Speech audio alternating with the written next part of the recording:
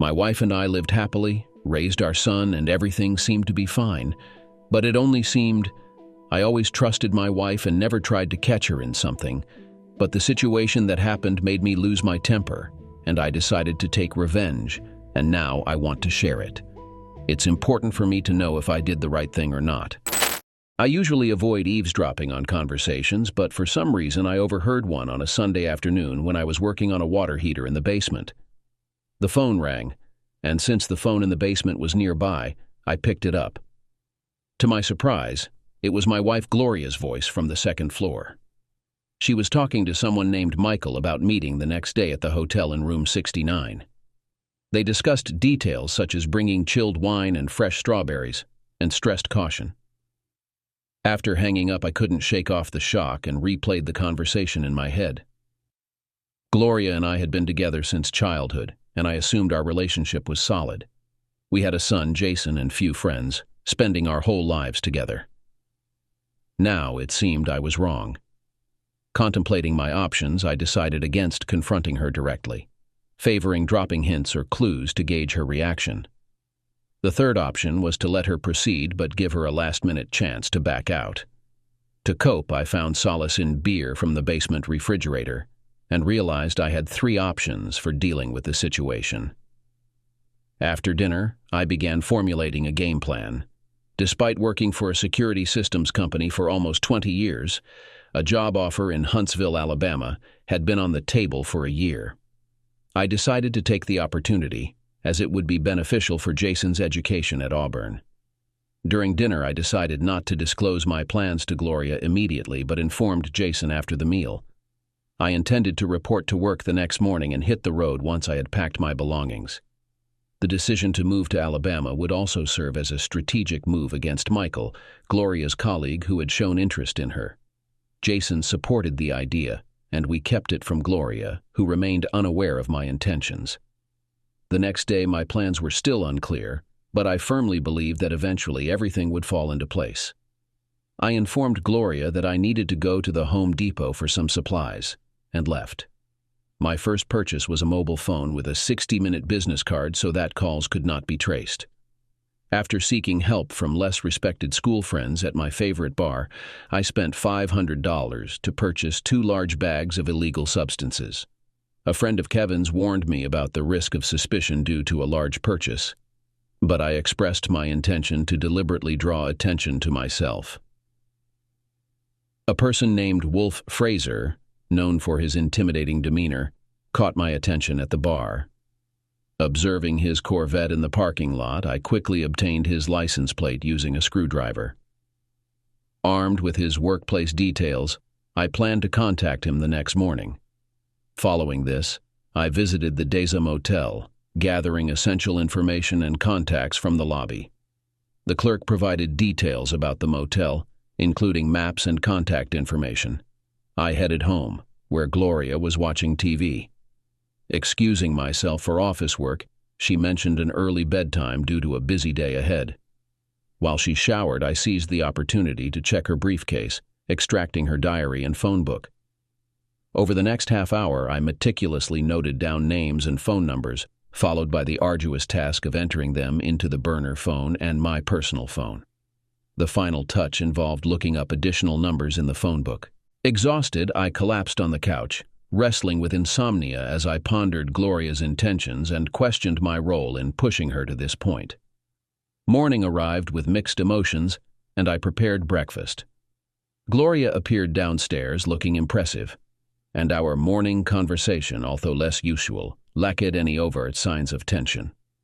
As we read the newspaper, our small talk attempted to mask the impending knowledge of her plans. She acknowledged a busy day ahead, and I assured her I'd manage dinner.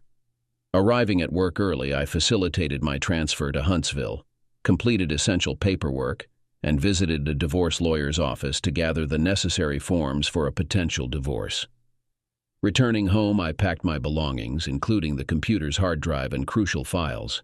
Converting most of our savings and investments into valuable coins, I also closed bank accounts and canceled credit cards. While recognizing the premature nature of my actions, I harbored doubts about the possibility of reconciliation. I took my part in the plan, heading to a flower shop to order a dozen red roses for precise delivery at 1:15. Constantly checking my watch, I secured a discreet parking spot at the motel around 12:30. Ensuring the room was in clear view, I organized everything on the front seat while keeping an eye on the time. Michael eventually arrived, carrying a grocery bag, possibly containing strawberries and wine. He went into the room and I seized the moment to make strategic calls. First, I dialed Pizza Hut, ordering a large pepperoni pizza for room 69 at the Deza Motel. Instructing them to knock loudly during the delivery, I estimated a 20-minute wait. Similar calls were made to Papa John's, Domino's, Godfather's Pizza, and the Golden Dragon for egg rolls and sweet and sour pork. Anticipating callbacks to confirm the orders, I proceeded with the plan. Gloria hadn't arrived yet, so I contacted the hotel's housekeeping for extra towels and an additional ice bucket, estimating a 15-minute delivery. Finally, as my wife pulled into the parking lot, I called her, pretending it was an ordinary check-in. Expressing love, I hung up, and Gloria entered the motel room, facing a crucial decision. Overwhelmed with emotions, I resumed my telephone blitz. For the 7th call, I informed the local TV station about something strange at the Deza Motel, urging them to check it out. I approached Michael's car discreetly, changing his license plate to match Wolfie's Corvette. Simultaneously, I called Gloria's office, leaving a message for her to call back a certain Kelly to reschedule a 3-hour appointment. Failing to reach her due to a busy line, I called her with the number from a divorce law firm advertisement, adding to the complexity. The following steps included disposing of Michael's license plate under his car and relocating Gloria's car to the back of the motel. Making the 10th call to Mrs. Simmons, I pretended to be a concerned acquaintance, informing her that her husband had car troubles at room 69 of the Deza Motel. I suggested she contact him on his cell phone or the room number provided, insinuating he might be with an attractive client. Call number 10 went to Acme Welding, informing Wolfie's boss about the white Honda with Wolfie's license plate at the Deza Motel parking lot. I contacted the police to report 2 kids tampering with license plates on a car in the parking lot, expressing concern and requesting a check. I provided Wolfie's car number. The first pizza delivery person arrived amid a heated discussion, but Michael settled the bill. My 12th call was to Gloria's mother, urging her to intervene as Gloria was in a motel room engaging in intimate activities with a co-worker. I advised her to call Gloria or the motel using the given number. 2 more pizza delivery men and the maid brought towels, prompting another argument. The following call was to the motel, reporting a leaking sink in room 69. A loud Harley entered the parking lot, but before any action, a police car arrived, leading to a dispute. My next call was to Mr. Matthew, Gloria's employer, informing him of the situation and suggesting company policy violations. I requested Gloria's termination and possibly Mr. Simmons's. The bellhop from an Oriental restaurant appeared. The policeman entered the room, and Wolfie, Michael, and the cop engaged in a discussion. For my 15th call, I contacted Sister Gloria, informing her of Gloria's actions and expressing intentions to retrieve my Ruger. I requested Sister Gloria to advise Gloria to dress before my return and consider taking her home if she arrived before me. The surroundings were chaotic, with the maintenance guy fixing the sink, the courier seeking payment, and the florist attempting to deliver roses. My task concluded, I left the scene, passing a TV crew. I disposed of my cell phone and grass on the way home. Before leaving town, I made another call to Michael Simmons, warning him against harming my wife, emphasizing that he would regret it. I acknowledged the situation and ended the call. About 8 hours later, Gloria called me, and she wanted to talk. I was on Interstate 81 near Knoxville. She inquired about my location and urged me to talk to her. I insisted that we had nothing to discuss. She proposed 3 questions, demanding straightforward answers before we could have a conversation. I agreed to her terms. She asked about her declaration of love during our earlier phone call, my actions after hanging up, and my reason for entering the motel room. After I provided answers, she fell silent. I pressed for a response to why she entered the motel room, but she remained silent. Frustrated, I decided to end the conversation, hung up and turned off my phone, knowing I wouldn't need it for the rest of the trip. With the company covering my moving expenses, I secured a comfortable motel room and enjoyed a good dinner. The next 2 days were dedicated to finding a suitable apartment, which proved easy due to my flexibility. I then set up a new telephone service, changed my car's name, obtained a new driver's license, registered to vote, and declared my residence. To initiate the divorce process, I sent out the necessary papers. I informed Jason of my new contact details, asking him not to share them with his mother. I understood Gloria was going through a difficult time, having lost her job. A few weeks later, Jason informed me that Gloria had received and promptly signed the divorce papers. She seemed disinterested, forgoing makeup and selling off possessions in yard sales every 2 weeks. I granted the lawyer power of attorney for the house's sale, not seeking any proceeds. Gloria found a job at a bakery near her house, and when Jason graduated, she put the house on the market, selling it quickly. The condition was that she and Jason could stay until he finished high school. Gloria moved to a small apartment within walking distance of the bakery, leaving unnecessary furniture in the house. She gave Jason a car for college, and he helped her move. During this time, she got rid of most belongings from the old house, living a modest life. I could sense Jason's concern for her. 4 years passed quickly, with me making a 4-hour drive to Auburn occasionally. Gloria requested the property management company to send me the entire amount from the house sale, leaving nothing. I cashed the check and kept the money aside for her. Meanwhile, I purchased a small house, focusing on repairs and improvements. I avoided forming new connections and remained disinterested in getting close to anyone. Graduation day arrived, and Gloria and I attended to witness our son receiving his diploma. During the ceremony, Gloria took a seat beside me, and I felt a mix of emotions upon seeing her, even though we had parted ways. She appeared well, albeit a bit older, and her minimal makeup and grooming made her seem somewhat melancholic. We exchanged smiles and greetings, but with the commencement of the distribution of diplomas, there was no room for small talk. The moment's awkwardness was disrupted by the arrival of Jason, thrilled about receiving his degree, and he animatedly shared his joy. As Jason basked in his glory, Gloria and I found ourselves alone. I attempted to break the ice by asking how she arrived. She mentioned taking the bus with a round-trip ticket, needing to return by 6. I offered her a ride, and she accepted, planning to spend the week painting her apartment upon her return. As we drove, she revealed her regret about our past. I had cut her off without giving her a chance to explain, and she expressed remorse for the past few years. I questioned if it was too late to discuss things, and she believed it was, acknowledging that even if we couldn't talk, she would still appreciate the company for a few days.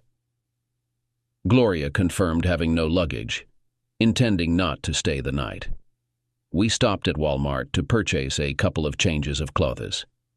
During our silent drive, we stopped near Birmingham, where I bought her some essentials. I suggested makeup, but she declined. Later, we had dinner at Cracker Barrel, a place she always enjoyed. As we continued on I-65, the topic shifted to our past. She admitted that the answer to my past question about having sex was affirmative, but she couldn't say it outright when asked. She couldn't explain her reluctance, whether embarrassment or concern for my feelings, but she regretted denying it. Attempting to call me back after our conversation, she realized my phone was off, leading her to believe her life was over, and I had broken her heart. I grappled with the issue, spending countless sleepless nights attempting to find a solution.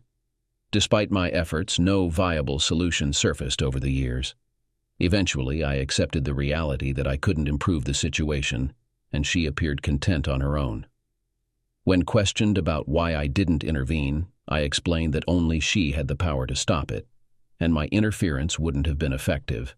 Knowing the situation, she should have taken a stand, not because of fear of getting caught, but because she understood it was wrong. In the last phone call, I explicitly gave her an opportunity to halt before proceeding. I presented her with a choice, and she acknowledged that it was a test, admitting her failure and regretting her actions. I refrained from arguing, acknowledging her confession. Addressing her relationship with Michael, she clarified that it wasn't driven by lust, but rather a platonic connection. They had worked together for almost a year, discussing various topics, including sex. Despite contentment in their respective marriages, curiosity led them to contemplate the possibility of a one-time, no-strings-attached encounter. The situation unfolded like a playful exploration, with no anticipation of consequences. When questioned about the aftermath, she revealed that neither of them had considered the potential repercussions. It evolved into a casual, inconsequential act, comparable to going to the movies together. She admitted to underestimating the impact it would have on me and expressed genuine remorse for her mistake. Regarding Michael's wife, she mentioned that Michael's wife intended to divorce him, and she took the initiative to approach her with an apology. I shared the entire story with her, just as I'm doing now with you. While she didn't opt for a divorce, their marriage never fully recovered.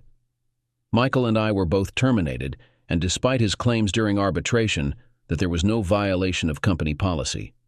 Since we never engaged in sexual activities, the board of directors dismissed his argument. They relocated to Baltimore, and I lost contact with them. Arriving at the house, our conversation had concluded a while ago and was somewhat strained. Some aspects were challenging for me to grasp. I assigned Gloria the guest room after ensuring she had everything she needed and wished her good night, anticipating a more positive discussion the next day. The following morning, Gloria was already waiting for breakfast, a rare occasion when I didn't have to prepare my own meal. She inquired about the encounter with Michael, expressing some frustration. I clarified that there was no intimate involvement and explained the situation. Despite the disruption caused by incessant calls and knocks on the door, there was no romantic encounter.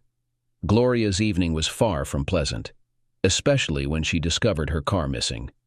She recounted the distressing moment when Nancy, her sister, and her mother arrived, exacerbating the situation. Gloria expressed regret for potentially ruining a significant event for me, accepting responsibility for her actions.